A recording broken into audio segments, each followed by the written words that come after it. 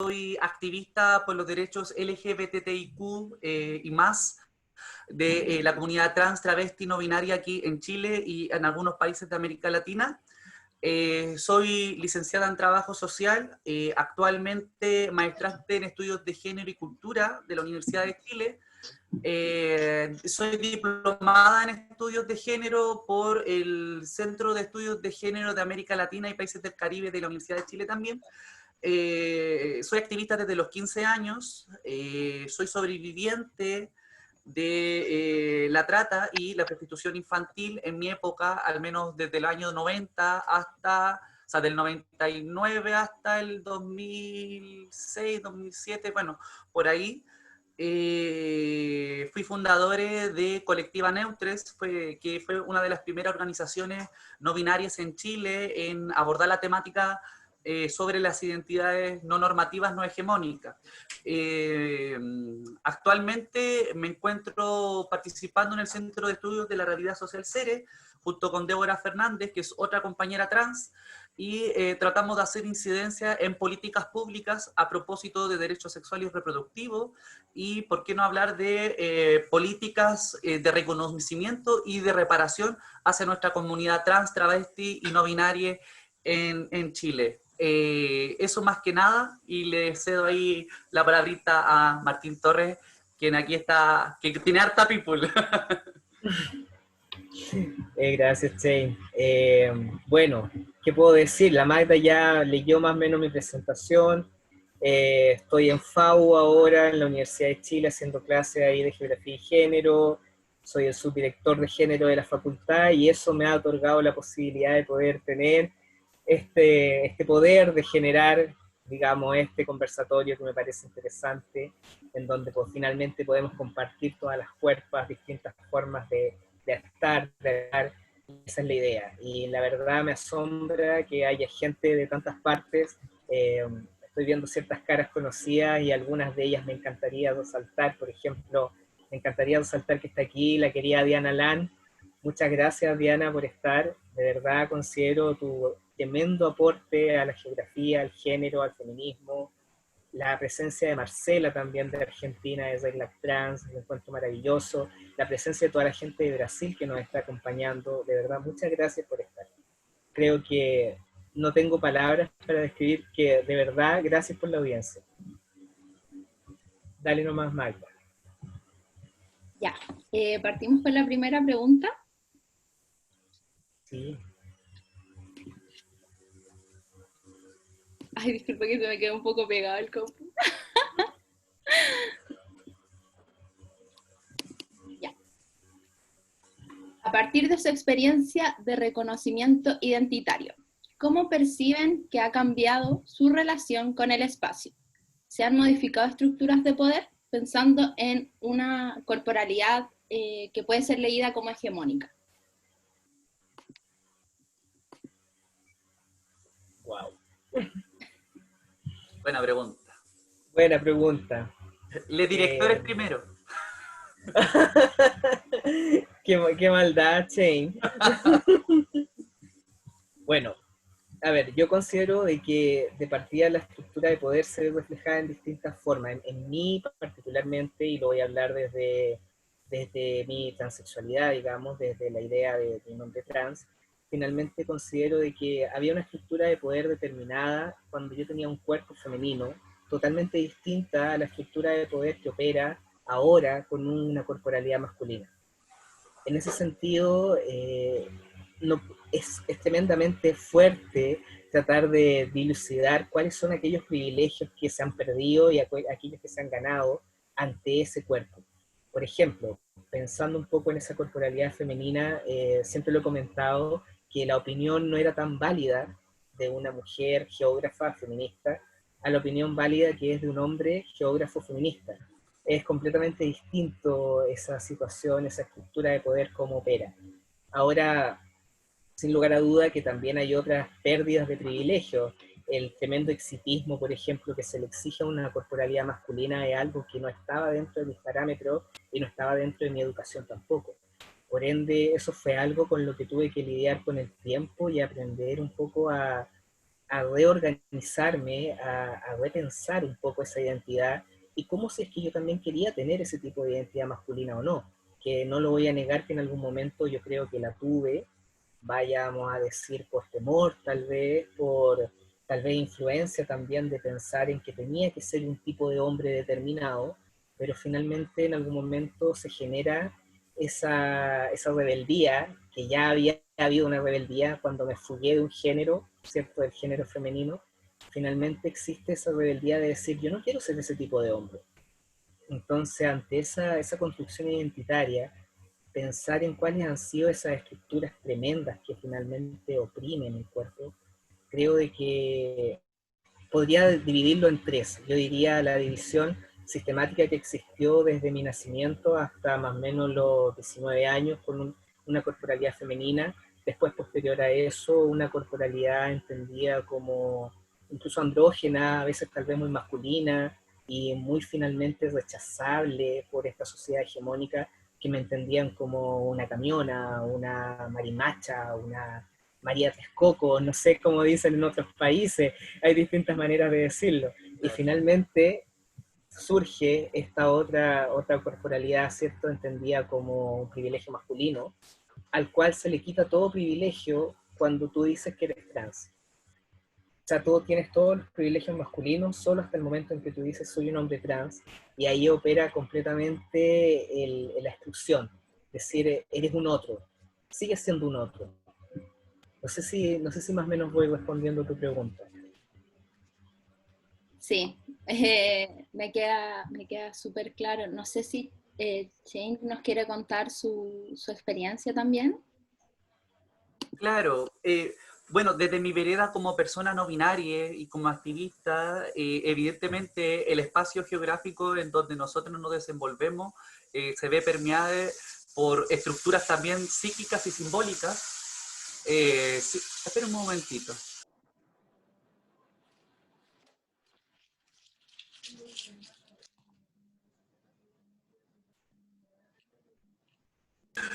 Estamos todos en la casa, así que hay harto ruido, pero pido las disculpas pertinentes. No te preocupes. Claro, los espacios geográficos, el espacio público, se ven permeados por estructuras psíquicas, de estructuras simbólicas, de poder y dominación. En este sentido, en mi caso, desde mi corporalidad, como persona no binaria, cuando era muy pequeña no existía el término, solamente existía dos categorías posibles. Estoy hablando del año 99, estoy hablando del 2004, que solamente existía la palabra gay o homosexual y travesti. Los homosexuales todos tenían VIH y las travestis todas eran peluqueras. Esa era la construcción psíquica que existía, con la cual yo me desarrollé, y que muchas compañeras se crecieron con esa estructura. Entonces, evidentemente, estas estructuras jerárquicas de poder siempre nos mantenían a nosotros como ese cuerpo otro. Como diría Simone de Beauvoir, eso otro, eso adyecto, ¿no? Y en este sentido, cuando fui creciendo, fui accediendo a otros espacios, ¿no? A los procesos de socialización secundaria, que en este caso serían los colegios, en donde pasamos gran mayoría de nuestra vida, y ahí se materializaban violencias más físicas que las que yo recibía en mi familia. Por ejemplo, los procesos de socialización masculina son sumamente fuertes, o sea, el tema del golpe, el tema de que el más débil es, como se dice aquí en Chile, el perkin, el mandado, y el que tiene que recibir todas las bofetadas, todos los puñetazos y también, por qué no decir, todas las violaciones. Esos procesos de socialización primaria, que es desde los masculinos, para los cuerpos feminizados, para los cuerpos trans, son sumamente nocivos. O sea, hasta el día de hoy, y estoy escribiendo un libro en este momento, que es a través del sistema Memorias y Reflexiones de una travesti chica, voy también relatando cómo estos procesos de socialización terminan teniendo marcas en la piel y en la psique, y eso se va desarrollando en el espacio. Ahora, en el año 2020, con un movimiento feminista que ha ido luchando por ciertos derechos sexuales y reproductivos, y por qué no las reivindicaciones de ciertas identidades, claro, el espacio se podría considerar que se torna más seguro, pero igual nos vemos enfrentados a discursos trans odiantes también por parte de los mismos feminismos trans excluyentes. Sí. Entonces ahí hay un tema bien particular que quizás pudiésemos desarrollar en otras preguntas, que también estoy viendo las preguntas de acá, y que pudiésemos desarrollar como dentro de esa línea. En relación a ser leída como una cuerpa hegemónica, es bien particular porque las cuerpas trans es muy difícil que sean leídas como cuerpos hegemónicos a menos que otras personas trans lo consideren. Existe dentro de la no binarifobia o la NB-fobia, que cita el odio o discriminación hacia una persona no binaria, la cual se puede hacer de forma vertical u horizontal. En el caso de la vertical es desde el Estado o desde las políticas públicas hacia nosotros, y la horizontal es de otras personas trans. O sea, yo recibí argumentos de compañeras trans femeninas usualmente que me dicen, ¿tú cómo puedes ser no binario si tú solamente eres hombre y mujer? No existe más. Y es lo único posible.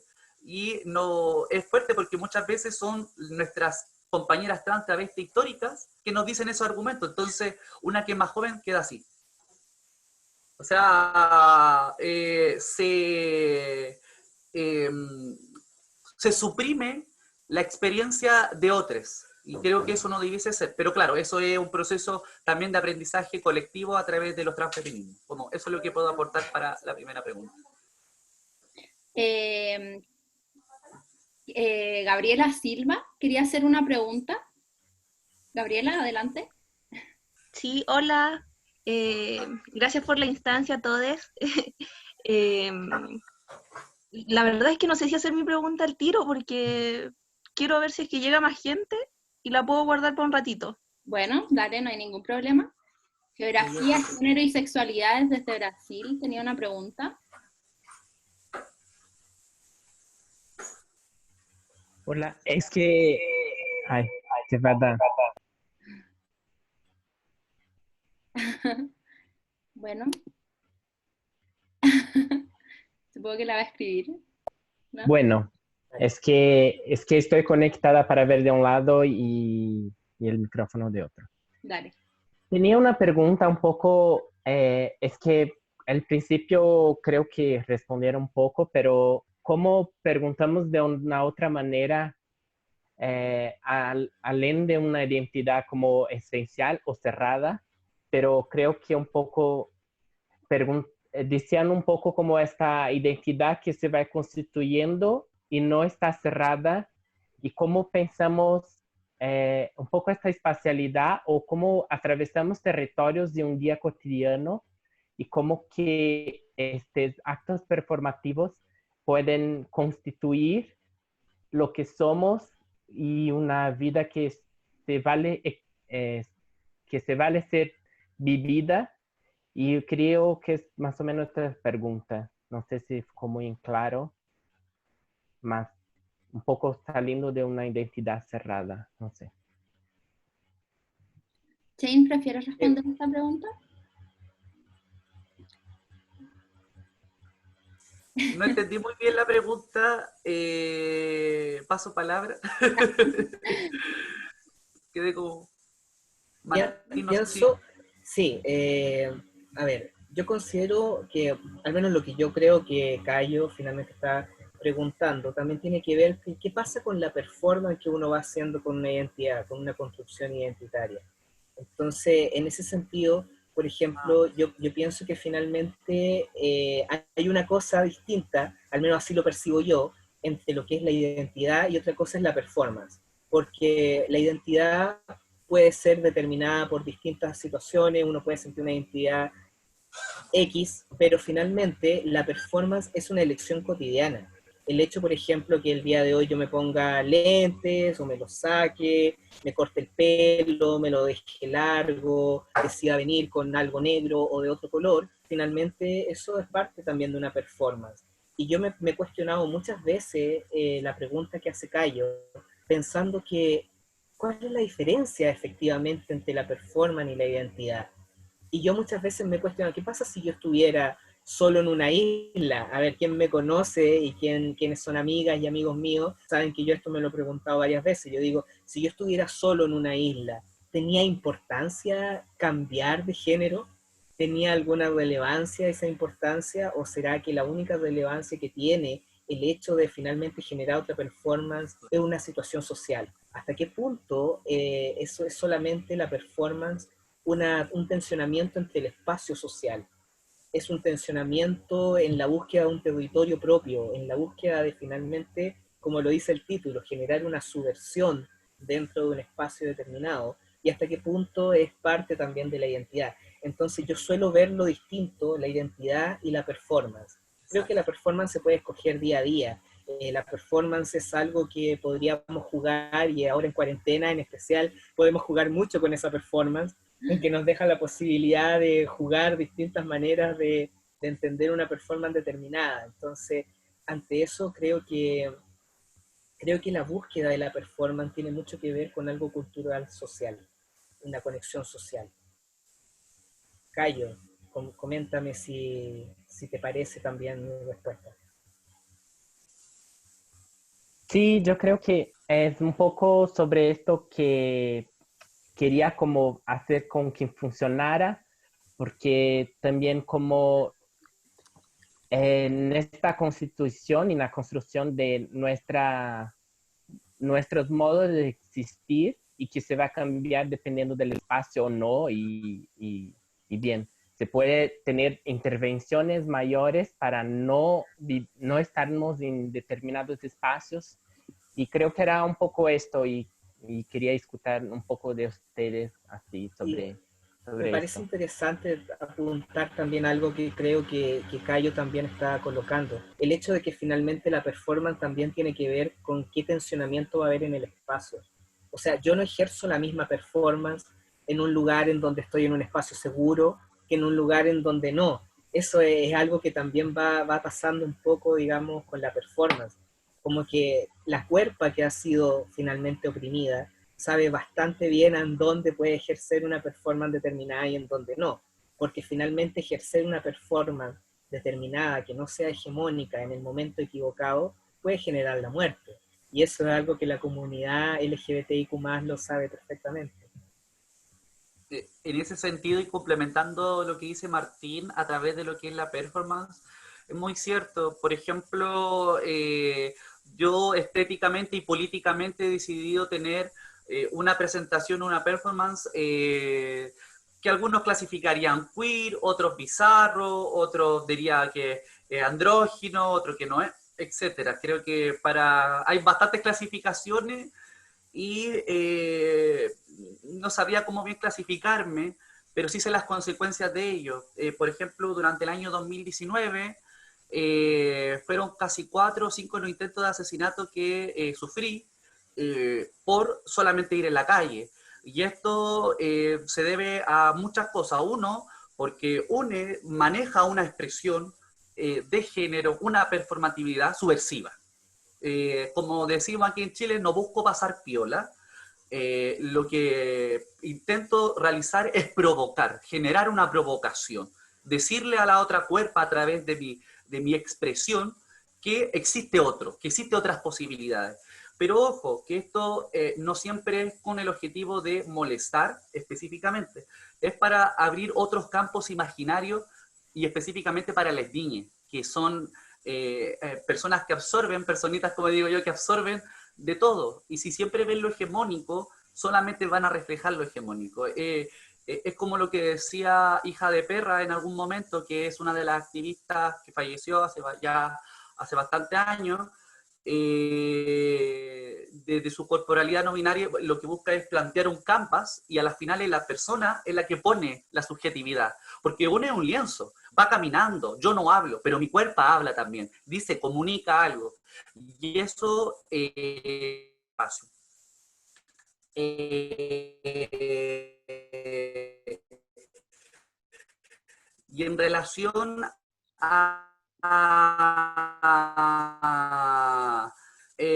no necesariamente todas las personas no binarias tienen una expresión queer. Hay gente no binaria que existe multiplicidad de formas de expresarse independientemente de la identidad, como dice Martín. Y a la final, la performance lo que hace es una presentación para relaciones de género. Hay géneros y relaciones, están las relaciones sociales y relaciones de género que se ven permeadas y se ven ahí involucradas implícitamente una con la otra. Como eso. Fantástica la respuesta. Gabriela Silva tiene una pregunta, dale Gaby.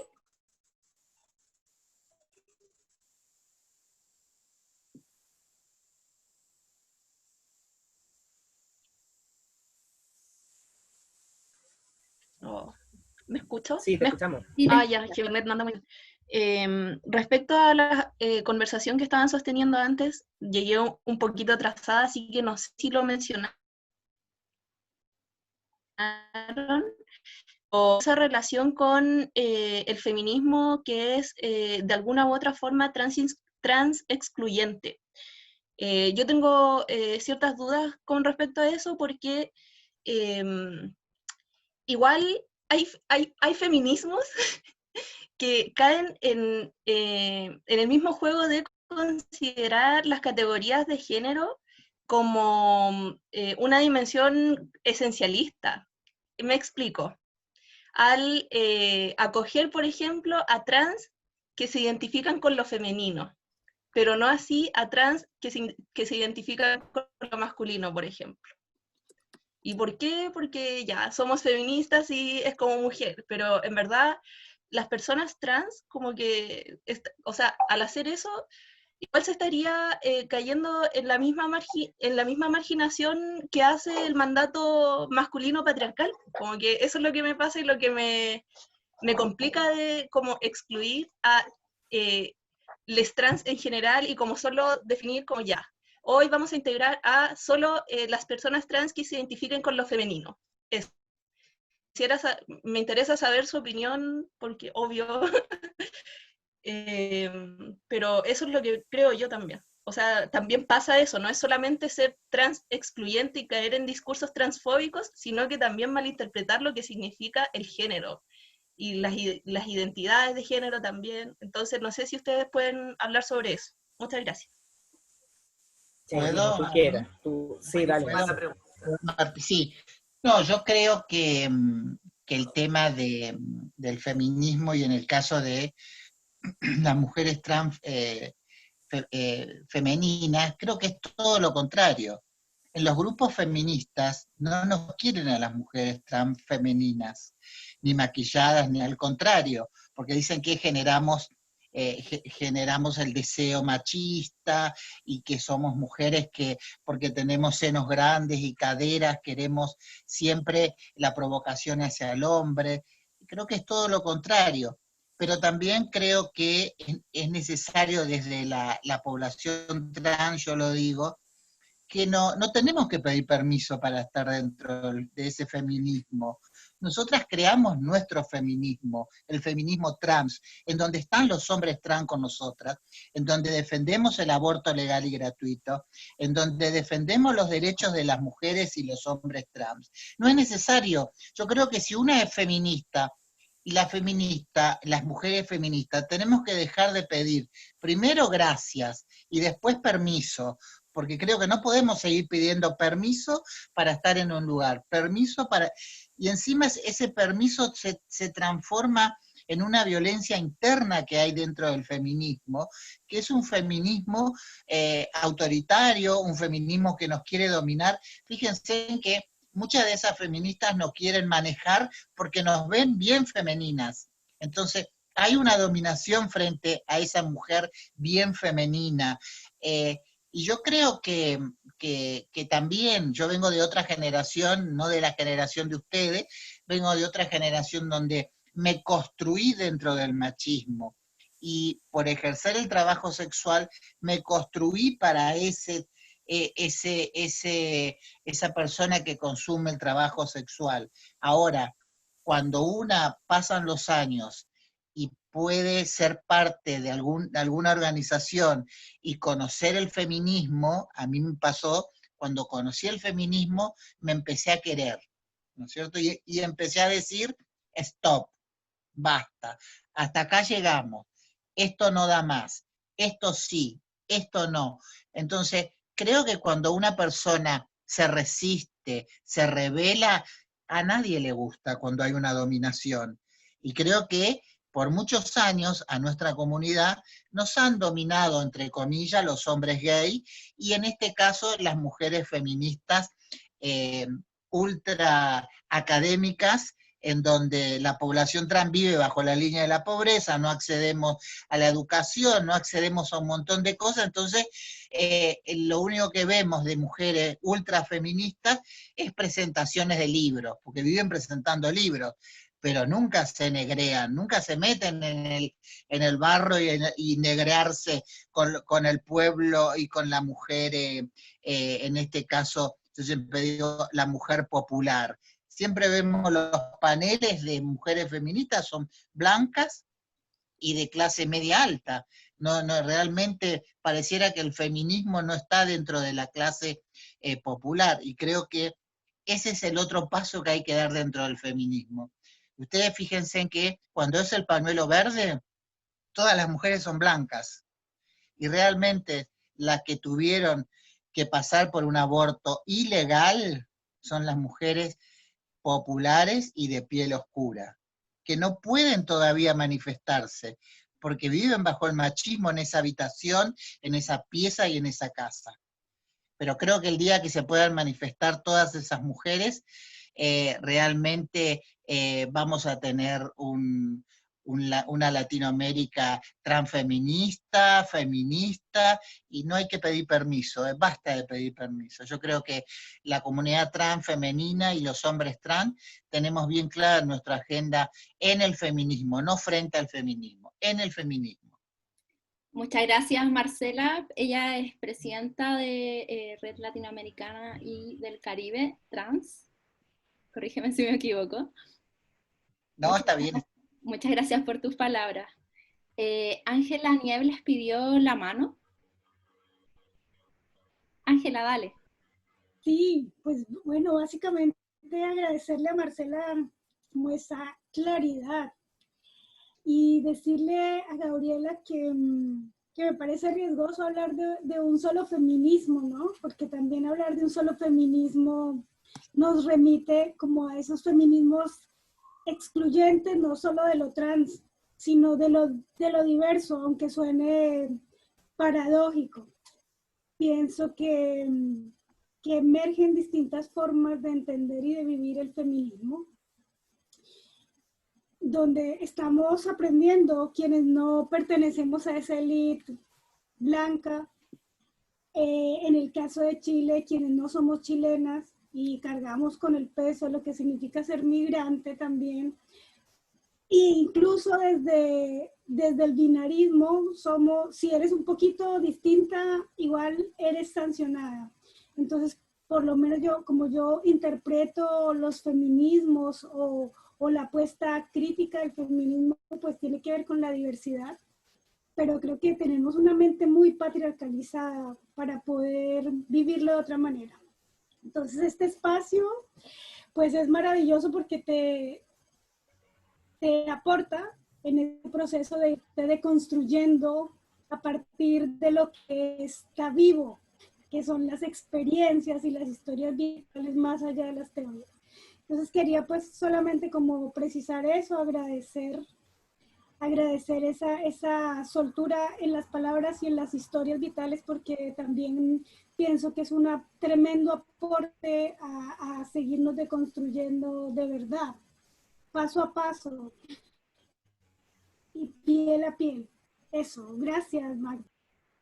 Muchas gracias, Ángela. Nos queda una pregunta por aquí en el chat.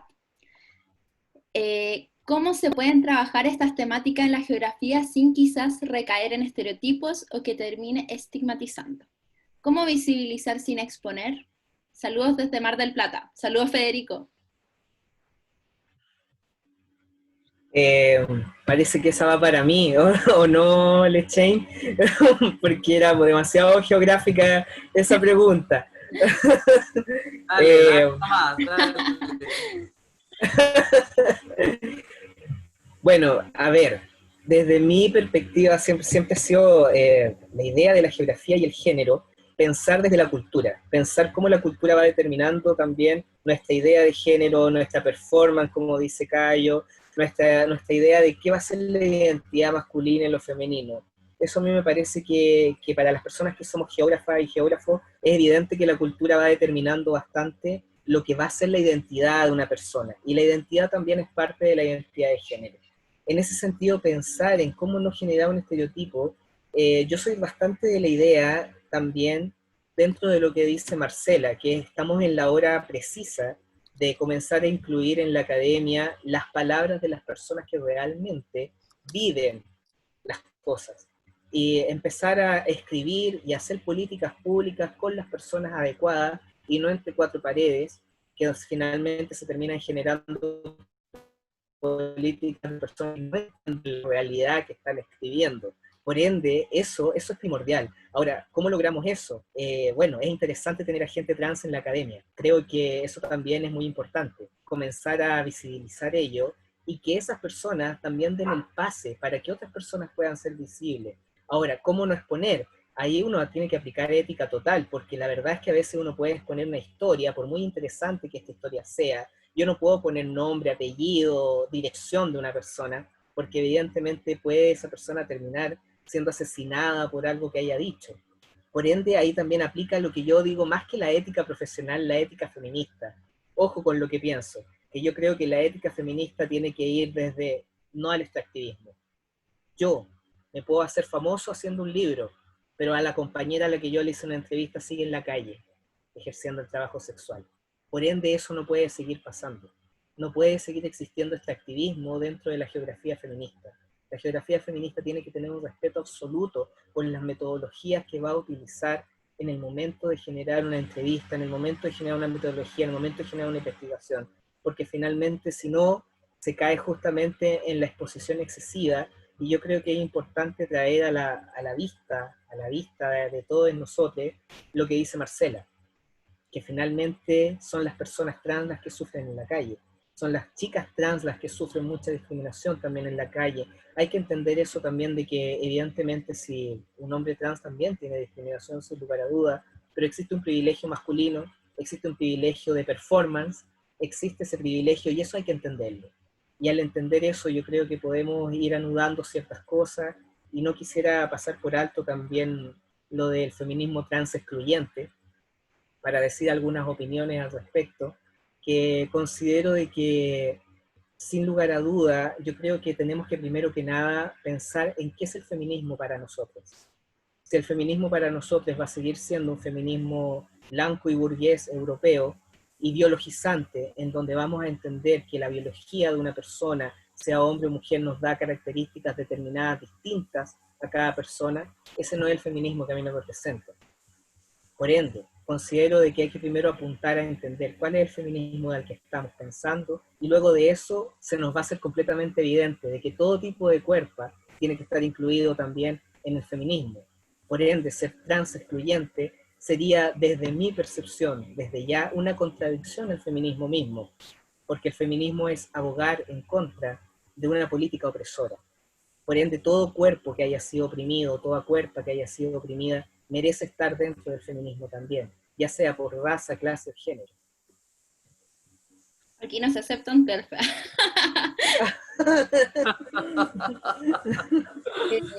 Bueno, vamos a pasar a otra pregunta que nos dejaron en el chat. Fernando Lucio. ¿De qué manera creen ustedes que se podría o debería repensar la crianza desde una perspectiva disidente e inclusiva, tomando en cuenta que hasta la actualidad muchas de las prácticas violentas en el ámbito del género se originan, aprenden o aplican en el hogar y desde la infancia? Si quieres, yo puedo responder esa pregunta. Dale. Bueno, mira, dentro del ejercicio del trabajo social, que es mi área, mi carrera, siempre nos ha tocado estar en un rol de la educación popular. O sea, ir al territorio, a ese territorio en donde la academia no llega, como dice la compañera Marcela, a donde está la educación, la persona popular, esa persona que no entra a las facultades. Y dentro de esos procesos, en varios talleres que hemos podido realizar, ya sea a nivel municipal como ya sea a nivel de barrio, siempre hemos discutido lo mismo, que es hacer visible las violencias al interior del hogar, que la estructura familiar también hay estructuras jerárquicas, hay estructuras de poder y dominación, que existe una división sexual del trabajo, que existen cuerpos feminizados que reciben violencia física, psíquica y económica. Creo que hacer visible, hacer patente y hacer presente esas violencias ayuda a poder verlas y poder criticarlas y también poder dominarlas y deconstruirlas. Ahora bien, para eso no solamente necesitamos dialogar, porque si no vamos a quedarnos solamente en la catarsis y en ese diálogo introspectivo. Tenemos que tener políticas públicas, tenemos que tener unas políticas públicas que sean afirmativas en derechos humanos, que sean afirmativas, que defiendan a esos pueblos marginados. Entonces, en ese sentido, lo que hemos ido haciendo en el activismo es poder ir, primero que nada, haciendo una suerte de educación popular, que lo hacemos constantemente, incluso cuando estamos, las personas trans, las personas travestis, cuando estamos transitando en la calle, también estamos haciendo una especie de educación, porque yo digo, a través de mi cuerpo, a través de mi experiencia, yo puedo estar aquí y voy a estar aquí, independientemente, yo no necesito tu autorización. Y eso lo hacemos en todo momento las personas trans, cuando incluso vamos a comprar pan a la esquina. O sea, yo también puedo comprar, también puedo transitar en ese espacio. Yo, por ejemplo, estoy en una villa, en una población, en donde al frente de mi casa pusieron una virgen enorme, estructural, blanca, con varias flores. Yo creo que la virgen llora todos los días al ver a esta travesti salir en pantufla a la calle. O sea, y de verdad, yo creo que llora, sangre, no sé, y algunas veces me he puesto a hacer performance ahí mismo, y yo digo, de esta forma me manifiesto en el espacio, que en el territorio, porque en el territorio, en la pobla, se dan las reales luchas, esas luchas que son de género, esas luchas que son de clase. Creo que esas son mecanismos, estrategias para poder ir, ¿por qué no decir aplacando, destruyendo, debilitando esa estructura patriarcal que se ve permeada en todas las familias? Y evidentemente poder acceder, y como dice Martín, que las personas trans hablen por las personas trans. Yo he visto miles de publicaciones, miles de papers de personas que nunca vivieron nuestra experiencia, que se ganaron todos los premios por nuestra experiencia, a través de eso, pero también tenemos que hacernos cargo, las personas trans, también de escribir, también de crear, del folclore. Por ejemplo, con Martín Torres, hace muy poquito que venimos trabajando varias cosas, nos entrevistamos, transcribimos, opinamos y lo instalamos en la academia. Y eso también es político, también es subversivo. Y es que nosotros transformamos esos espacios en subversivos. Lo personal es político. Por ahí decía alguien que lo personal es político. Sí.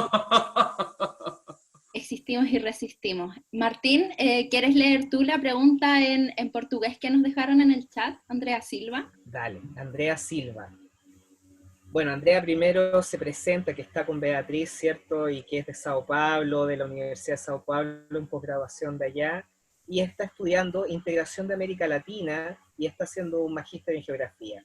Están estudiando afrodescendientes en América Latina y observan que hay una valorización de un imaginario indígena en la región, vale decir, quechua, mapuche, aymara, guaraní, y se esconde un poco la historia afro. ¿Cómo se aborda ese cuerpo trans afro-latinoamericano que es subalterno? ¡Wow! Esa es una tremenda pregunta. Andrea y Beatriz, muchas gracias por esa pregunta. Y la verdad es que aquí en Chile pasa mucho, la verdad, que se esconde totalmente la historia afro que existe. Está totalmente invisibilizado. De hecho, hay un error común en los chilenos y chilenas que decimos que aquí en Chile no hay negros ni negras. Aquí en Chile toda la gente cree que es blanca. Y eso es impresionante. No nos autodamos cuenta de quiénes somos. Hay aquí una problemática de identidad en Chile bastante importante, que yo sé que se da en otras partes también de Latinoamérica, pero aquí en Chile es bastante fuerte el esconder al afrodescendiente. Pareciera ser que todo lo afro es migrante, y la verdad es que eso no es real. Es sabido, por ejemplo, de que existió mucha esclava, mucha esclavo. Existió una gran esclavitud, por ejemplo, y mucha gente piensa que solamente en el norte que antiguamente era peruano y boliviano. Entonces se justifican diciendo de que hay negros en Chile y negras en Chile solamente porque eran descendientes anteriores peruanas y bolivianos. Y la verdad es que, por ejemplo, Centro de Concepción, hay historias macabras de cómo se asesinaron a personas negras en el Centro de Concepción. Existen diagramas muy interesantes que de hecho con Ángela que está aquí presente ahora, por eso lo recordé, estuvimos viendo esos diagramas interesantísimos que habían, en donde mostraban al típico chileno, que aquí en Chile se le dice el roto chileno, chileno secuestrando, capturando negras para llevarlas, digamos, a la policía y que finalmente se exterminaran. Aquí en Chile hubo un proceso de blanqueamiento muy complejo, el cual, sí, un proceso de blanqueamiento tanto en lo afro como en lo indígena, en donde existe una identidad potentísima del tema de la chilenidad, lo cual por supuesto que comienza en la colonia, pero se termina de perpetuar en los últimos tiempos de la dictadura. O sea, cada dictadura que tuvo Chile va perpetuando la idea del blanqueamiento y la idea de la no indigenización, la idea de que no hay negros, que no hay indígenas en Chile, y que todos somos poco menos que descendientes puros de europeos. Y todos somos blancos y somos todos heterosexuales. Claro, existe un poco esa idea, ese imaginario en Chile, pero a la vez también, justamente, y creo que por ahí va la pregunta de lo que plantea Andrea y Beatriz, a la vez existe un imaginario de valorización. ¿A qué voy con esto? Y esto es algo que puede que no sea muy popular lo que voy a decir, pero se levanta la bandera mapuche ante cualquier circunstancia de personas que nunca han vivido, tal cual como el tema trans, de personas que nunca han vivido la discriminación de ser mapuche.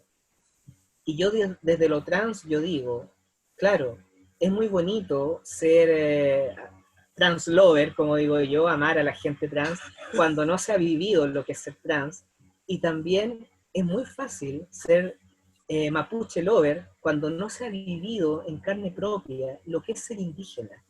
¿Con qué potestad yo, por ejemplo, de una piel medianamente blanca, con los ojos claros, puedo ir por el mundo diciendo qué es lo que significa ser negro, qué es lo que significa ser indígena? No tengo esa potestad.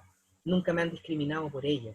Por ende, considero de que también hay un imaginario que no me parece tan adecuado, el hecho de levantar bandera indígena, bandera mapuche, bandera aymara, cuando no se ha tenido en el cuerpo esa discriminación. Tal vez no es popular lo que estoy diciendo, pero me parece apropiación cultural. Coincido con Dale, Chain, no sé si... Quería agregar ahí una palabra nada más, que es no tenemos que descolonizar. Y descolonizar es dejar de pensar que no tenemos nuestra identidad latinoamericana, ¿no es cierto? Eso pasa en Buenos Aires. En Buenos Aires pareciera que estás en Europa y salís a media hora y ya es otra población. Entonces, pero nos meten continuamente, nos meten esta cosa de Europa y de Estados Unidos, y a esto tenés que sumarle la ropa, ¿no es cierto? Porque es la ropa, es la zapatilla, el zapato, la cartera. Entonces tenemos que descolonizarnos y sentirnos orgullosos y orgullosas de nuestro color de piel, nuestro pelo, nuestros ojos, todo. Entonces, ahí realmente vamos a decir, porque vos fíjate que la discriminación existe. Si sos colombiana y venís a Chile, te discriminan. Si sos ecuatoriana, y decís, pero sos latinoamericana. ¿Cuál es el problema? Entonces, tenemos que descolonizarnos. Es más, mi querida compañera, solamente para agregar algo que también me parece interesante respecto a lo que dice Marcela. Nos medimos nuestras ciudades y nuestra idea de desarrollo en cuanto nos parecemos a Europa. Sí. Claro. Yo he escuchado, por ejemplo, gente que viene de visita a Chile y va a algunas partes y dice, oye, pero esto es como la Suiza latinoamericana. Y lo dicen como si fuera algo de lo cual deberíamos sentirnos orgullosas y orgullosos. Sin embargo, no hay una apreciación real hacia aquellas zonas que son totalmente ocultas, porque yo les diré que si usted hace un circuito común aquí en Chile, para la gente que no es de Chile, claro que se va a encontrar con una Suiza latinoamericana, pero vaya a la población, se va a encontrar con otro Chile. Hay un Chile oculto, un Chile invisibilizado, un Chile que no se cuenta. Entonces, eso es para medir, se mide cierta vara, ¿cierto? Que se mide en las ciudades, digamos, de cómo se ven, qué tan parecidas son a las ciudades europeas. Eso. Si quieren conocer Chile, yo los voy a invitar a mi población. Ahí van a conocer Chile, en la periferia de la zona metropolitana sur. Pero Ahí al lado de la Virgen, no quiero estar al lado de la Virgen. Sí, que aquí está tapado en industria, porque la gente nos mandan a la industria, a donde está toda la contaminación. Ahí es donde no se puede habitar, en donde el agua sale blanca, tipo con sarro, bastante complejo. Tenemos otra pregunta desde Argentina, Magdalena. Hola, Magdalena. ¿Podrían reflexionar de qué manera se pone en juego la identidad LGBTTIQ+ en los espacios de la prostitución? Tal vez en comparación a las identidades cisgénero. Muchas gracias. Mira, en ese sentido es bastante particular, porque aquí, bueno, primero de fragmentar, yo no metería toda la LGBTTIQ porque yo soy una cuerpa trans. No voy a hablar aquí por las compañeras lesbianas, no voy a venir a hablar por los compañeros gays, porque sufro mis opresiones y ellos sufrirán sus opresiones. Entonces, para no perdernos, porque a veces a LGBTI TTIQ, Amplas, termina siendo muy reduccionista. Creo que ahí tenemos que empezar a hablar, a hilar fino. Y en el sentido de la prostitución o el trabajo sexual o el comercio sexual, dependiendo de cuál es el enfoque que lo miren, evidentemente una persona transgénero va a sufrir violencia que no va a sufrir una persona cis. Un ejemplo claro es el DNI, el carnet de identidad.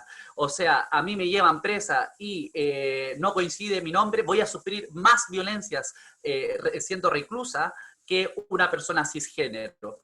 Y es norma por el sistema sexogenérico y porque tenemos una estructura de represión tan marcada en lo binario que cualquier cosa, cualquier persona que se escape de esa cisnormatividad es digna de ser oprimida. Por ejemplo, en mi caso, cuando ejercía el tema del trabajo sexual, bueno, hay que situar trabajo sexual o explotación sexual infantil, porque yo viví dos procesos, uno en donde se me obligaba y en la otra en donde era voluntario. Digo voluntario, pero en definitiva no podía hacer más, no tenía otra opción. Y en ese sentido, siempre me di cuenta de que las compañeras cisgénero que ejercían el trabajo sexual, existía una rivalidad, al menos existían ese tipo de rivalidades, de quién es la más mujer, de quién es la más operada, de quién existían eso, y claro, eso en mi tiempo, hace unos 10 años atrás, ahora no sé cómo estarán ese tipo de estructuras, pero sí existen jerarquías, sí existen diferencias, y sí, evidentemente, ser cisgénero dentro de una población cisnormativa te va a dar privilegios que a las personas travestis no tenemos ese piso político. Y también en relación a las políticas públicas que no tenemos, de la cual carecemos, ahí quiero como referir algo, tenemos que hacer que nuestras compañeras, que nuestros compañeros, porque también existen trans masculinos, yo sé que en la Argentina hay un boom sobre prostitución o trabajo sexual virtual de transmasculino. Lo sé porque ese fenómeno también se está dando aquí en Chile y también se están dando en otras partes de América Latina y países del Caribe. Entonces también no invisibilizar esos cuerpos que también pueden generar desde la autonomía esa acción. Y aquí en Chile, y no sé cómo estará en el resto de los países, no existe ningún tipo de política, no existe ningún tipo de zona protegida, no tenemos nada de eso. O sea, aquí a la puta que ejerce toda su vida, su carrera, su oficio, no puede postular a una vivienda, no puede, como no está dentro del servicio de puesto interno, no puede pedir un crédito. Entonces, esas son cosas que tenemos que empezar a luchar y que ya se están luchando aquí. La trabajadora sexual Amanda Jofré, está Red Transex, está Fundación Sabia, Fundación Margen, que velan por los derechos de las compañeras y los compañeros que están en ese ejercicio. Así que harta fuerza y resistencia en ese modo. Yo sé que Marcela quizás nos pueda retroalimentar más desde su vereda como activista y que sabe mucho de la materia. Sí, ahí no sé si como activista, pero como trabajadora sexual sí te lo puedo decir ese tema, porque yo ejercí el trabajo sexual hasta los 44 años, ejercí el trabajo sexual. Y yo creo que, en primer lugar, las personas trans no tenemos opción de elegir en qué queremos trabajar. Y se nos plantea el trabajo sexual. En algunos casos, más cuando te fuiste de tu casa, cuando no tenés una familia que te apoya, cuando tu construcción es muy fuerte y ya no podés seguir vistiéndote de varón y de varoncito, ir a buscar trabajo porque no te lo dan igual, porque ya la ropa de varón no te queda bien, entonces empezás a tener esta cosa de decir, bueno, tu construcción es de una mujer, y cuando uno empieza una construcción de mujer, una tiene deseos, placeres, y empezás a sentir ese deseo de parte de otras personas. Yo creo que yo me considero todavía que soy una mujer trabajadora sexual autónoma. Yo dentro de mi trabajo, a ver, la competencia está en todos los trabajos. En todos los trabajos existe la competencia. Existe entre hombres con hombres, entre mujeres con mujeres, y mujeres y hombres en el trabajo y en cualquier lugar. La competencia existe, la envidia existe, todo eso existe. Yo creo que no es solamente de una trabajadora sexual o de una mujer, sino que existe, es parte de la cultura en la cual, porque por algo viene la envidia, el machismo nos hace pelear entre mujeres, el patriarcado, entonces ahí es donde esta cosa de estar empoderada. Después el tema de cómo una es una mujer trabajadora sexual autónoma. En mi caso yo fui autónoma, traté de resistir, traté de empoderarme frente a las redes de trata, frente a la violencia, pero yo esto siempre lo transmito cuando la gente te dice, ay, pero vos no hubieses querido ser otra cosa, no te hubiese gustado ser otra cosa. Ser una mujer digna, la palabra digna para mí no existe, porque yo soy pobre y soy digna. Entonces para mí la pobreza también es una dignidad que una tiene. Entonces, cuando yo le pregunto, sí, no sé, entonces yo te pregunto ¿a vos te gustaría estar en un hospital en este momento lavándole la cola a los enfermos? Y te dicen, no, pero bueno, nadie quiere, ojalá pudiera, en un país, en un mundo capitalista, no podemos mucha gente elegir el trabajo que queremos. A todos nos encantaría elegir, a mí me gustaría ser la directora del hospital, no sé, o ser la ministra, o tener un cargo y no estar haciendo un montón de cosas, pero hay un sector de la población, la mayoritaria, que no podemos elegir qué queremos hacer. Pues yo le pregunto a esa gente, bueno, entonces, dejá ese trabajo que tenés y buscate el trabajo que realmente vos querés estar, en ese trabajo que vos deseás estar. Muchos lo van a lograr, como también sucede en el trabajo sexual. Muchas de nosotras trabajamos una época y después dejamos de trabajar porque una hizo dinero o lo que sea, y podés pasar a otro nivel. Hay otras compañeras que no. Entonces, yo creo que no podemos dentro de nuestro mismo espacio discriminar a nuestras compañeras, porque creo que una hace lo que puede. Y el tema del trabajo sexual, creo que muchas de las compañeras ejercen el trabajo sexual para subsistir, muchas somos trabajadoras sexuales, yo siempre digo que hay un 80% de mujeres que no son trabajadoras sexuales. Entonces, ustedes, esa comparación, háganla lo mismo. Hay un 80% de personas que venden artículos en la calle que no les gustaría estar vendiendo en la calle. No les gustaría estar tirados con las mantas y que venga la policía, vengan los carabineros y le peguen y le saquen las cosas. A nosotras nos pasa lo mismo, ¿no es cierto? Hay personas que no nos gusta estar de trabajadora. Y creo que la sociedad en sí, esta cosa de humillarnos frente a la violencia, que pareciera que todas las mujeres trabajadoras nos acostamos o tenemos sexo por dinero con personas que pareciera que todo es horrible, horrible, que todas las personas que tenés son, y no, es una mentira eso. Eso es una mentira, porque muchas de nosotras sentimos placer cuando nos acostamos con algún cliente.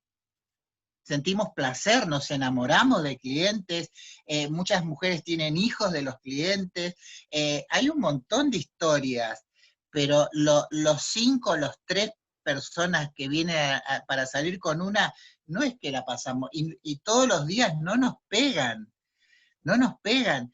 Entonces, comparen esa violencia que recibe esa mujer, que mucha gente cree que lo pone, frente al maltrato que reciben las mujeres en su casa. Hay mujeres que no son trabajadoras sexuales y todos los días el marido viene, su pareja ebrio, y les pega y les hace tener sexo. Y no puede decir que no. Entonces, hay que tener ese debate de qué es ser una trabajadora sexual, porque hay muchas mujeres que son casadas, que tienen su pareja, su matrimonio, y tienen relaciones peores que el de las trabajadoras sexuales todos los días con sus parejas, ¿no es cierto? Entonces, y que no disfrutan, que muchas de nosotras cuando tenemos sexo no disfrutamos, y las mujeres tienen con su pareja y no disfrutan. Entonces, hay que tener mucho cuidado, porque ese es el discurso que quiere escuchar el patriarcado, ¿no es cierto? El patriarcado y el machismo para humillarnos, ¿no es cierto? Y para que la sociedad sepa que ninguna trabajadora sexual sirve para nada, ¿no es cierto? Y que lo que hace, lo hace porque no tiene otra cosa que hacer, ¿no es cierto? Entonces, hay que tener mucho cuidado con ese discurso, porque la verdad que hay muchas trabajadoras sexuales trans que han tenido suerte, otras que no han tenido suerte, pero han ejercido el trabajo sexual, pero nosotras sáquennos ese rótulo de que somos las drogadictas, las borrachas, las ladronas, no, sáquennos ese rótulo, porque si no, nosotras somos todo y la sociedad no es nada. Y creo que nosotras somos parte de esa sociedad en la cual nosotras consumimos y también nos consumen a nosotras. Entonces, yo creo que la violencia está instalada en la sociedad, porque lo que yo siempre comparo hago una comparación, un hombre trans y una mujer trans a la madrugada caminando juntos, y pasa un móvil de carabineros. ¿A quién pararía y llevaría detenida? Claro, compañera. Muchas gracias, Lógico. Marcela. Y al hombre no lo llevaría. Entonces hay que tener mucho cuidado. Sí, Magda. Muchas gracias, Marcela, por tu experiencia. Pasando a la siguiente pregunta, ¿cómo perciben la violencia estructural hacia los cuerpos subversivos en el espacio? Wow. Shane, no sé si quieres ir tú o voy yo. Mire, dale tú, porque después voy a poner uno de los videos que hemos ido trabajando a través de disidencias sexuales y deseo y revolución. Así que dale nomás. ¿Cómo percibo la violencia estructural en un cuerpo subversivo? Bueno, de partida pensar también de que la idea de la subversión es algo, es una elección también. O sea, finalmente hay una elección en cuanto a ser subversivo, a ser subversiva, porque también existen millones de mecanismos para generar una fuga del género que sea higiénica, como se denomina. Hay toda una política de higienización también de fuga del género, en donde se supone que si te fugas de un género, tienes que asumir el otro con total y absoluta performance. O sea, vale decir ser completamente masculino, ser completamente femenino. Ante esa situación existen distintas formas de ser subversivo o subversivo, y eso también es una elección. Y podríamos entender de que la manera estructural en que eso se manifiesta como una violencia va a ser sin lugar a duda en la violencia estatal, gubernamental y en la calle. Sobre todo en la calle en cuanto a lo que, por ejemplo, discriminación tanto verbal como psicológica y física, y hasta llegar a la muerte. Pero también existe una violencia estructural en cuanto a las políticas de gobierno, que no hay políticas tampoco que finalmente resguarden a todo tipo de corporalidad. Es maquillaje, como digo yo. Existen ciertas normas, ciertas estructuras que parecieran ser, que son de alguna manera una ley que priva ante la discriminación. Pero si uno va a la ley, uno tiene que tener por lo menos 5 personas de testigo, y la verdad es que nadie te discrimina con 5 personas de testigo. Por ende, esa ley es bastante absurda. Considero de que es solamente maquillaje. Mira, también la respuesta que acabas de dar sirve un poco como respuesta a la pregunta que hizo Pedro Galarce, que dice, desde su vivencia en el territorio, ¿es posible observar una violencia en la construcción de la ciudad? Por ejemplo, lo que hablaba Chain de la Virgen, este se puede considerar como un manifiesto de lo que predica la religión sobre un territorio. ¿Existen otros espacios similares que perpetúan la hegemonía o la principal violencia que proviene de la construcción social?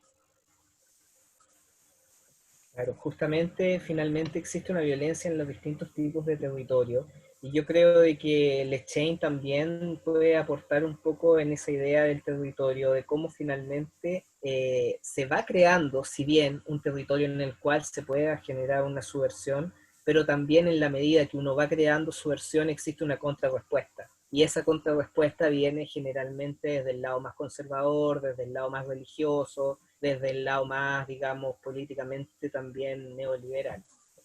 Efectivamente, como dice Martín, existen fuerzas de oposición que las tenemos, que la gente que es activista las tenemos identificadas, usualmente lo asociamos al tema de la religión, la estructura política, ciertos grupos conservadores. Ahí quiero ocupar el concepto, desafortunadamente siempre se me olvidan los nombres de los autores, pido las disculpas, sobre el concepto de activismo heteropatriarcal. Un activismo que, ojo, tiene las mismas dinámicas que los activismos feministas. Se reúnen, dialogan entre ellas, generan recursos, generan difusión, o sea, tienen mecanismos, porque a veces pensamos en la oposición como algo que es como, fueron, se levantaron y marcharon.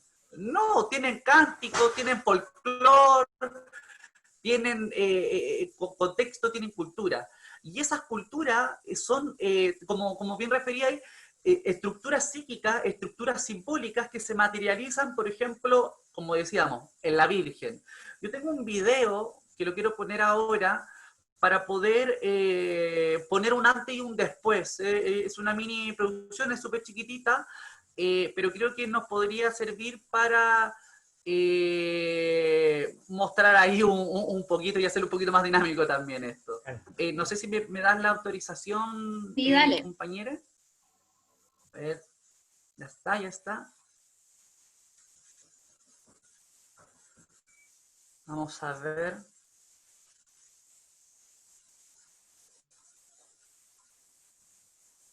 Se ven tus preguntas. ¿Todo? Sí, tengo Sí. todo. Soy una persona demasiado ordenada.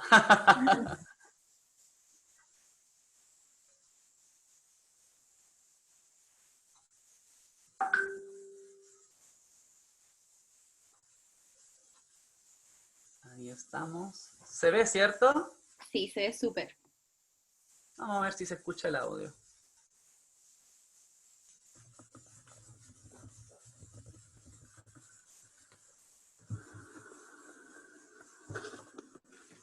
Fue en séptimo básico. Era julio del 2005. Era viernes, por lo que nos tocaba educación física. Tenía miedo. Los profesores nos mandaban a bañar en las duchas comunes del colegio. Ese día mi corazón se sentía más agitado de lo normal. Tenía vergüenza. Como siempre, traté de esperar a escondidas en una cabina del baño para que mis compañeros se bañaran antes. Tenía pánico. Entré a bañarme. El agua estaba fría. Todavía recuerdo que no alcanzaba a medir más de 1 metro de altura en ese entonces. Tenía terror. Cuando estaba terminando, 6 de ellos me cambiaron la vida para siempre. Nunca dije nada. Hasta hoy. Memorias de una travesti chica.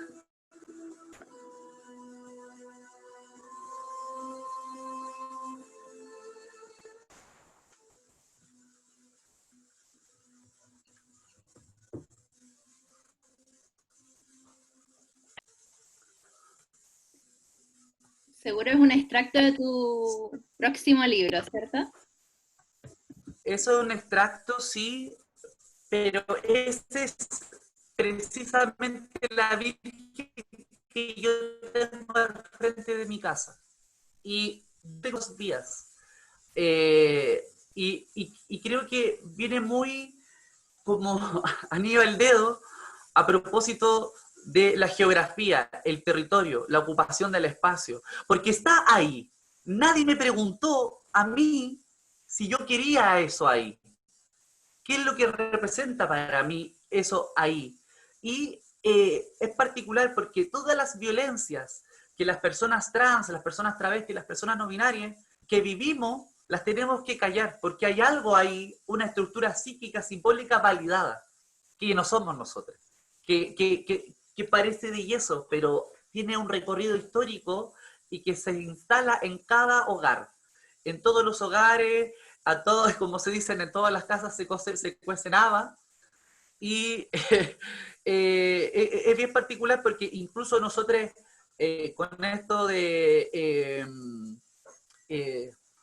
¿cómo pasa? Este concepto de la inclusión, me salta a la cabeza este concepto de la inclusión, del pinkwashing, de querer a nosotros ponernos en cierta estructura y decirnos, hey, miren, tenemos una persona trans, está en el espacio, está en la academia, está haciendo esto, y la exhiben y la sobreexponen.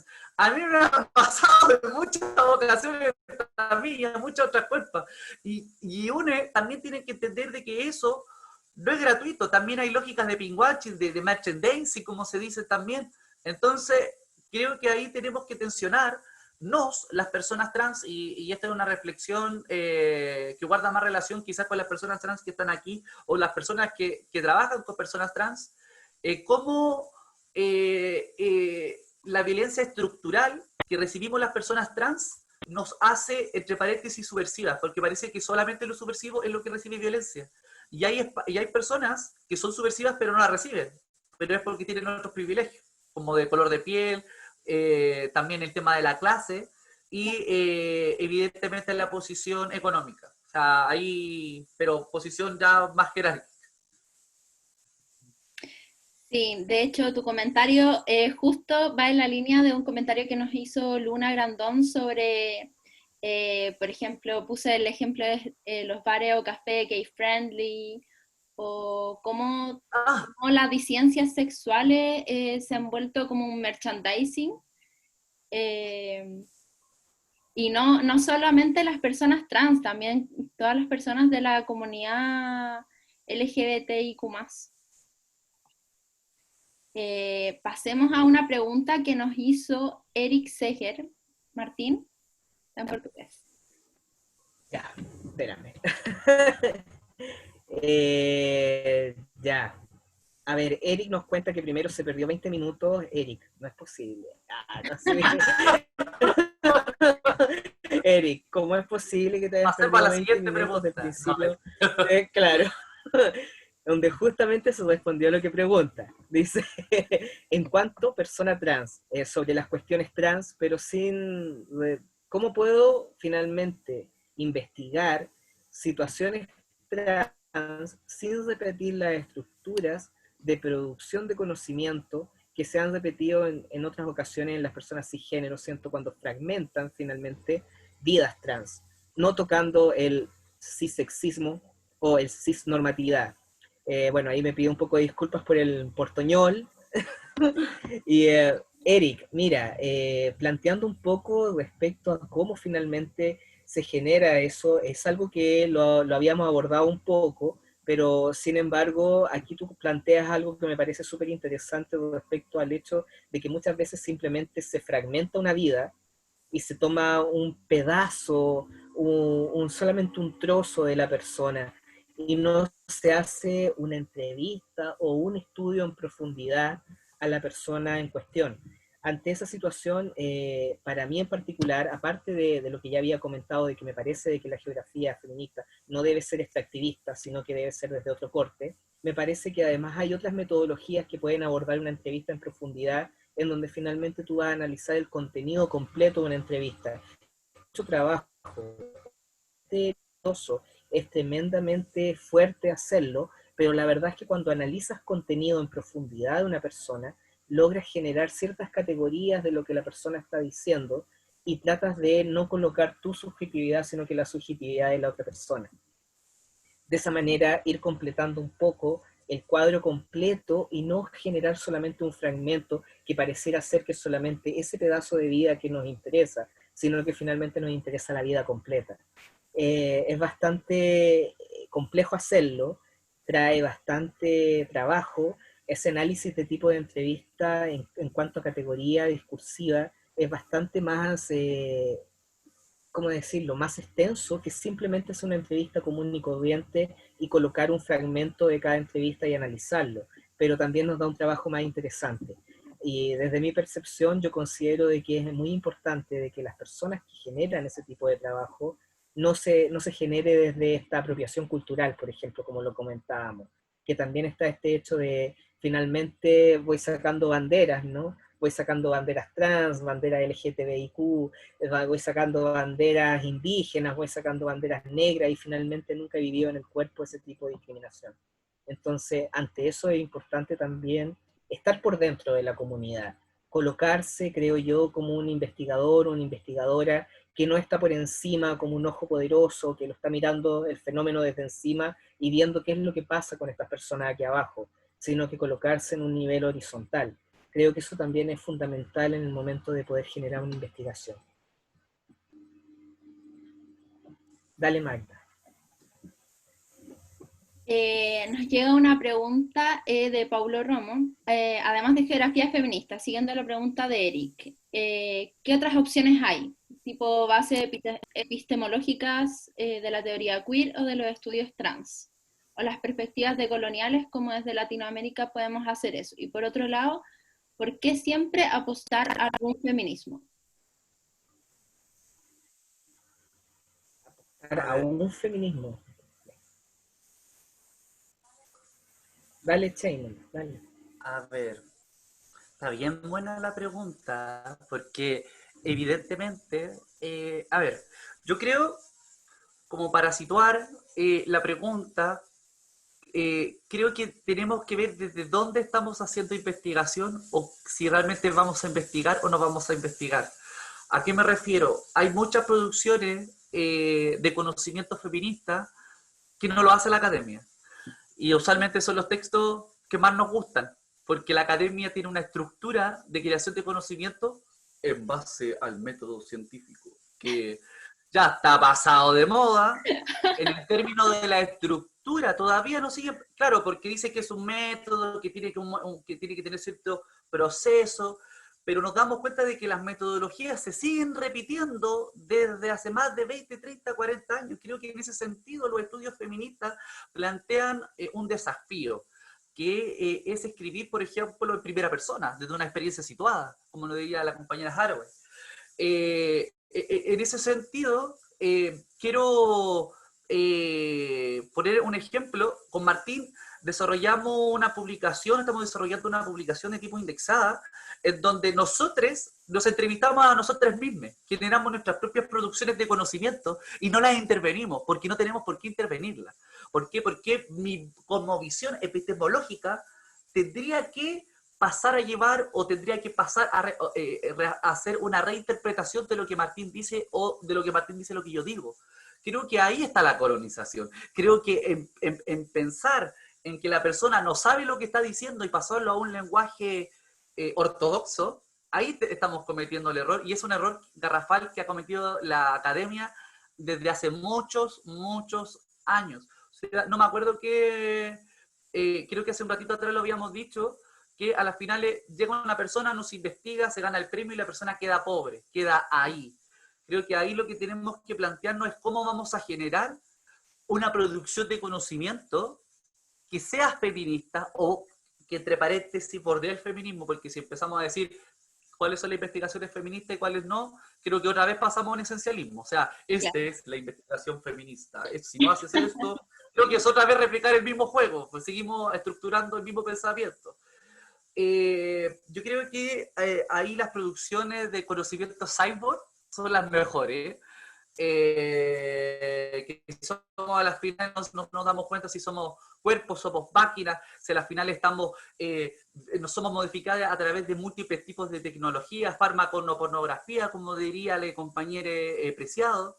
Creo que a través de esas narrativas, a través de esos marcos teóricos y conceptuales, y preguntándole a la vecina, yo yo la mayoría de las veces que yo escribo algo, se lo escribo a alguien que no es de la academia, porque yo escribo para que todos entiendan. Sí. ¿Por qué? Porque si yo escribo otra vez en ortodoxo, el conocimiento se queda ahí arriba, y a mí no me interesan los de ahí arriba, porque eso ya tienen muchos fondos concursables, ya tienen muchos títulos. Yo escribo para la travesti, yo escribo para la negra, escribo para la chicana, para la villayala. A esa hay que escribirnos para nosotros mismos, tener un regocijo en ese proceso creativo. Creo que ahí vamos a poder generar un tipo de conciencia, un tipo de producción feminista. Muchas gracias, Shane. Justo venía una pregunta que hacía alusión a la sociedad utópica según la teoría cyborg. ¿Cuál sería el rol de las personas trans? ¿Es deseable este futuro desde el feminismo? ¿Qué tan avanzados en la etapa del cyborg estamos? Yo creo que estamos en etapa terminal, mira, estamos en pandemia. O sea, perdón, es la mejor respuesta que le puedo dar, estamos en etapa terminal. Así. No sé, todavía puede venir la etapa zombie, cuidado, todavía puede llegar la etapa zombie, así que no lo sabemos. Remisión. Yo creo que en cuanto a la teoría cyborg, como lo planteaba Shane, es espectacular. Finalmente, el hecho de que la teoría cyborg nos dice no hay padre, no hay madre, no hay cultura, no hay una estructura, porque todos podemos ser todo y todas las cosas que queramos. Entonces, ante eso me parece que, en efecto, existen distintos tipos de teorías cyborg. ¿Sí? El cyborg que se acerca más a un animal, el cyborg que se acerca más a una máquina, existen distintos tipos de teorías cyborg, y en ese sentido me parece que lo más interesante de abordar es como esa pérdida de la cultura, y por ende esa pérdida de cultura, la pérdida del patriarcado. Pero hay algo que inminentemente ocurre con eso. Hay una pérdida de nuestro folclore también con ello. Entonces, ¿en qué quedamos? ¿Qué pasa con los cyborgs? Justamente cuando preguntas si es deseable o no es deseable por el feminismo, va a depender del tipo de feminismo. Yo creo que tal vez un feminismo indígena, más comunitario, tal vez los cyborgs no sea lo más coherente. Sin embargo, hay otro tipo de estructuras que sí nos pueden llevar a los cyborgs. Sin embargo, pensando en la idea epistemológica, claro, sin lugar a duda que existen muchas epistemologías dentro de la academia que también nos pueden ayudar a finalmente ir formulando ciertas cosas, y eso también es interesante volver a rescatarlo, es ver qué tipo de epistemologías son las que uno busca. A mí, por ejemplo, que les paso en el curso, de hecho, en la parte de epistemología, les paso a Frantz Fanon, porque me parece fundamental comprender a Frantz Fanon para poder entender cómo un cuerpo negro finalmente va a ir generando otro tipo de conocimiento, porque la epistemología finalmente es eso, la ciencia del conocimiento. El tema es que ¿quién hace el conocimiento? Si el conocimiento lo siguen haciendo cuerpos eternamente masculinos, blancos, y de clase media alta, y que además sean hegemónicos en su estructura heteropatriarcal, evidentemente que vamos a tener un sesgo en cuanto al conocimiento. Pero hay otros tipos de conocimientos, y es tarea de nosotros también generar otros conocimientos, un conocimiento latinoamericano, un conocimiento con nuestros conceptos, un conocimiento que nazca desde aquí, desde la Yayala, un conocimiento que desde la Yayala, justamente, un conocimiento que nace desde la Yayala y desde las cuerpas oprimidas. Magda, yo sé que es tu labor ser la moderadora, pero son las 8:30. Lo digo porque se nos ha ido 1 hora y media. Se nos ha ido 1 hora y media. Hemos pasado bien. Sí, yo lo he pasado genial, pero, pero puede que, no sé. Así que. Sí. ¿Les parece la última pregunta? Ya. ¿Existen técnicas de supervivencia en el espacio a raíz de tener una corporalidad no hegemónica? Existen, las creamos. Y la primera es tomarnos el territorio y no pedirle permiso a nadie. Yo como persona trans y como persona travesti, siempre me han dejado en la calle. Y de la calle soy. Y cuando vienen compañeras blancas, rubias, vayas a tu casa, la travesti que va a quedar ahí soy yo, porque siempre estoy en la calle. Y nosotras, entre nosotras mismas nos cuidamos. Generar un sentido de pertenencia y generar un sentido de comunidad es necesario para poder articular mayores y mejores luchas. Luchas articuladas en pos de generar un cambio estructural, un cambio psíquico, un cambio cultural y un cambio que vaya en sincronía con la cultura. ¿Qué es lo que pasa? ¿Cuál es la dificultad con esto? Es que tenemos políticas públicas y un Estado y un gobierno que está más atrasado que el proceso cultural. Creo que eso en algún momento lo hablamos con Martín Torres, que a las finales la política está atrasada. Aquí, por ejemplo, Chile, como se dirían, despertó, pero Chile no despertó para las travestis, por ejemplo. ¿Por qué? Porque como les compañeros nunca han vivido nuestras corporalidades, el tomar una micro, el tomar un autobús, y que en todo ese trayecto tú tengas que generar estrategias de supervivencia. O sea, irte en la parte del frente de la micro porque si vas en la parte de atrás o te violan, porque a mí me ha pasado, o te manosean. Y son los mismos hombres heterosexuales que después en la calle salen diciendo no al aborto, no a la ley de identidad de género, en fin. Creo que encontraría oportuno, hay un trabajo que desarrolló una compañera que se llama Amnesia Letal. Es un trabajo audiovisual, es de lo último que sucedió en el estallido social y creo que es sumamente pertinente poder visibilizarlo. No sé si lo puedo mostrar porque es preciso, pero creo que ahí demuestra nuestro poder. Dejen que las cuerpas hablen. Muéstralo, déjame. Muéstralo, la muéstralo, Che, Dale, muéstralo. con todo. A ver, otra vez.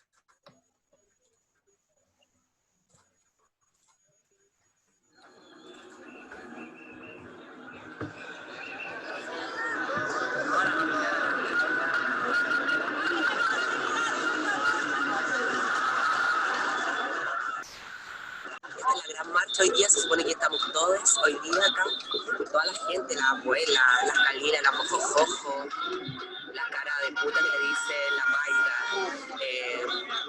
y eso, pues estamos acá esperando a las disidentes que me cargan esta vez porque nunca iban a la hora. La Claudia Rodríguez, el disco número 9, la compañera Nati Fontaine, y vivieron esta dictadura militar, la vivieron antes.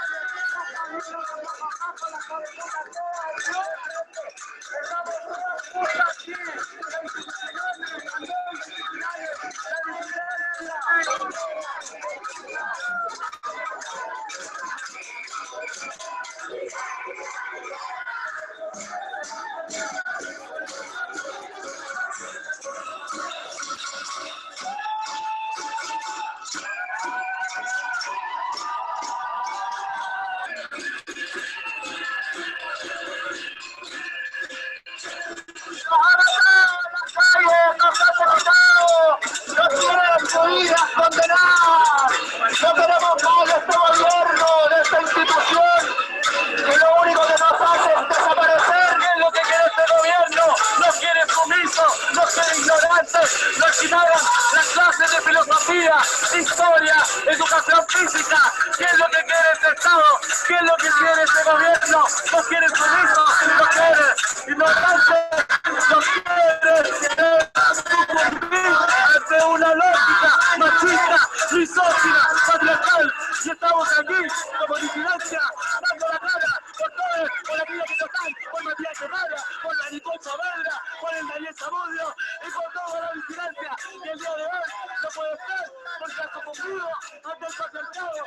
Pero nosotros aquí resistiendo el Estado y el miedo, porque pese a toda la represión, nosotros seguimos aquí.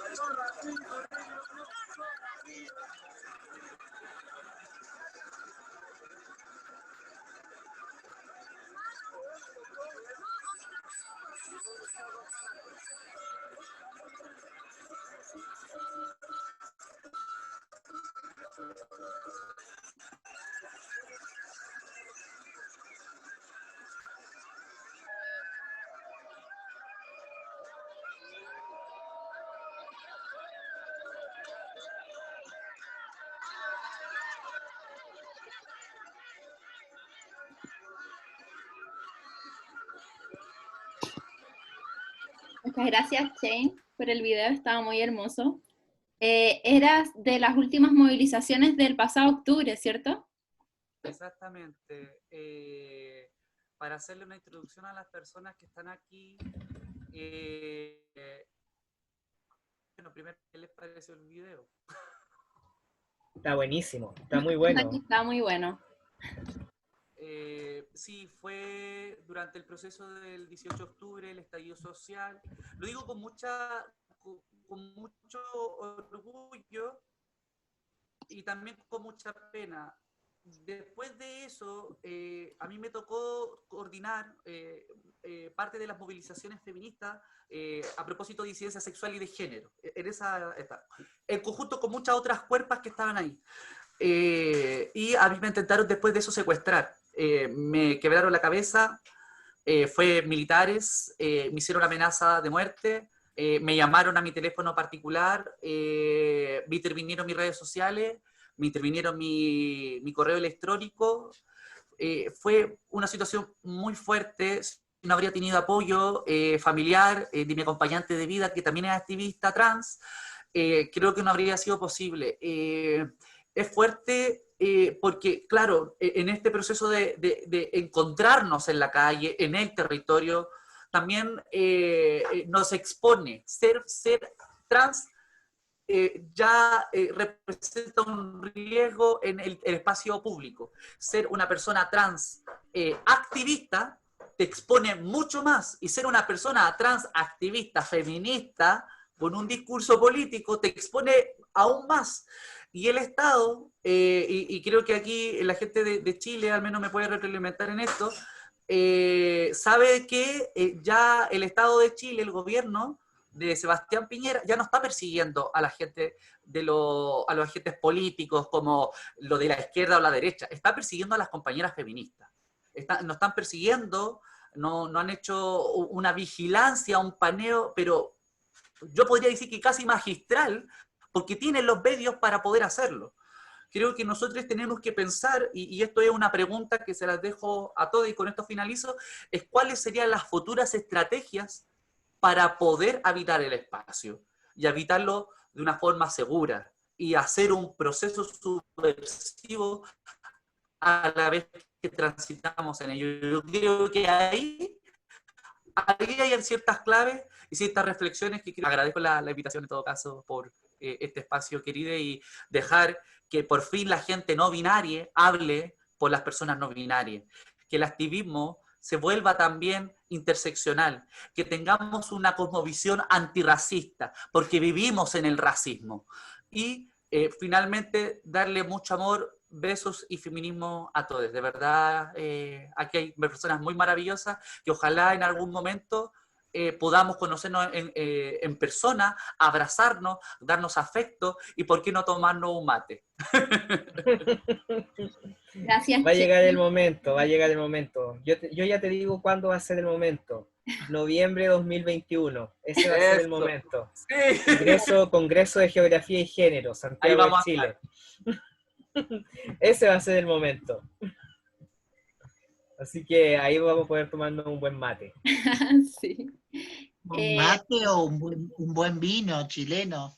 También, un buen vino chileno. Un buen vino chileno, ¿cómo no? Shane, se me había olvidado, quedó atrás en los comentarios. Yasna cuestiona que no existan epistemologías en la academia. No entendí, ¿es una afirmación o es una pregunta? No, te lo estoy diciendo como comentario. Dice de que no está de acuerdo contigo con que no existan epistemología al interior de la academia, que no exista variedad. O sea, sí existe, pero para gusto hay colores, y yo no defiendo a la academia. Punto. Defiendo a mi gente. Martín, ¿quieres agregar algún comentario? Bueno, primero que nada agradecer infinitamente la presencia de todos. O sea, creo que las preguntas, todo lo que se ha colocado ha sido maravilloso. Me encanta tener la presencia de personas que están aquí, que son de alto renombre en cuanto a la geografía y feminismo.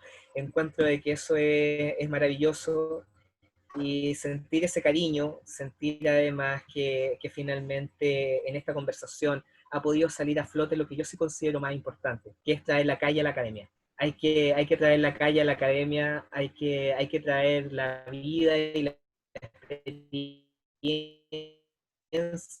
a la academia, y empezar a conversar desde una posición situada, empezar a conversar desde como dice Diana Land también, desde una desobediencia epistemológica. Hay que empezar a desobedecer un poco para poder empezar a vivir bajo nuestros conceptos latinoamericanos y poder vivir, digamos, como realmente nuestras cuerpos se merecen. Entonces, para entender ello, hay que desestructurar, hay que demoler, hay que derrumbarlo todo, y posterior a ello vamos a construir algo sin lugar a duda mucho más bello y que por fin va a ser nuestro. Va a ser algo que va a ser nuestro por primera vez. Existir es resistir. Muchísimas gracias por habernos acompañado. Fue un grupo demasiado diverso. Muchos abrazos y besos a toda Latinoamérica, a la Yayala, grande. A la Yayala. Sí. Daryl, no sé si quieres dejar una invitación al siguiente evento. Hola, sí, de Diversifau, agradecer a Magda y a Martín y a Shane por participar, por organizar esto, alta concurrencia. Así que nada, la próxima invitación es para la próxima semana. Aún no desciframos qué vamos a hacer, pero vamos a hacer algo para terminar el ciclo de conversaciones. Así que eso, un abrazo y gracias a todos por participar y sintonizarnos. Muchas gracias. Jane, muchas gracias Martín. Un abrazo a la gente de México, mucha fuerza. Sí, grande México.